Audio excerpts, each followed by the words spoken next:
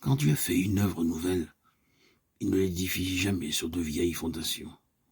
S'il entreprend quelque chose de neuf, il ne prend pas ses matériaux dans le vieux stock. Il lui faut un renouvellement complet. Dieu ne met pas sa vie, son vin nouveau, dans de vieilles outres. Ce principe se trouve appliqué dans le domaine de la vérité évangélique autant que dans n'importe quel autre. Prenez par exemple telle ou telle vérité doctrinale, retrouvée par l'Esprit grâce à une vraie révélation de Dieu. À ce moment-là, c'est une réalité toute palpitante de la vie du Saint-Esprit. Les générations suivantes pourront bien adopter cette doctrine, essayer d'en tirer le meilleur parti possible. Mais cette adhésion officielle à une vérité doctrinale simplement parce qu'elle a fait ses preuves demeure stérile si elle n'est pas accompagnée d'un vrai renouveau dans l'expérience de ceux qui l'adoptent. Si justement là, hélas, que tant d'erreurs ont été commises, telle grande réalité spirituelle qui un jour retrouva sa place dans l'Église fut adoptée par les générations postérieures d'une façon toute objective sans que les bénéficiaires d'une telle succession entrassent eux-mêmes dans la réalité de la chose et dans son expérience vivante. Ce qui est capital. Vérité, révélation, doctrine ne s'héritent pas. Elles ne peuvent se transmettre avec profit que moyennant un éternel renouveau.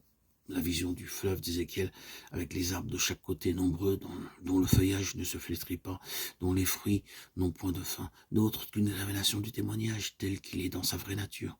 Un principe de vie est à l'œuvre là, qui lui conserve une éternelle fraîcheur, de siècle en siècle, tout au long de son cours. La vérité doit être comme ces feuilles,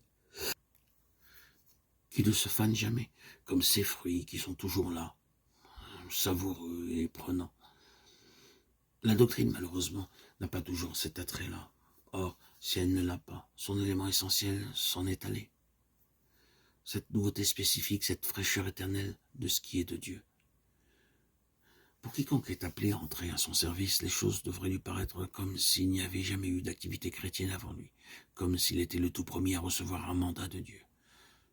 Dans son esprit, dans sa manière d'envisager les choses, dans sa ferveur passionnée, il devrait se sentir comme s'il était au commencement de tout, comme si l'Évangile lui-même en était à son point de départ. Quelle différence entre cela et une entrée officielle dans cette maison fondée, dans ce système reconnu, convenu et cristallisé où l'on se trouve comme un élément quelconque d'une immense entreprise qui marche. Tout devrait se présenter à nous avec une telle fraîcheur qui nous semble sentir la main de Dieu sur nous, comme elle n'a jamais été sur personne d'autre, comme si personne n'avait jamais été appelé au service de Dieu avant nous. Je l'entends pas naturellement, dans un mauvais sens, comme s'il n'y avait personne comme nous, mais que cette chose-là qui nous arrive a un caractère tellement inédit, tellement palpitant de réalité et de nouveauté que nous sentions comme si rien encore n'avait jamais été fait pour la cause de Dieu.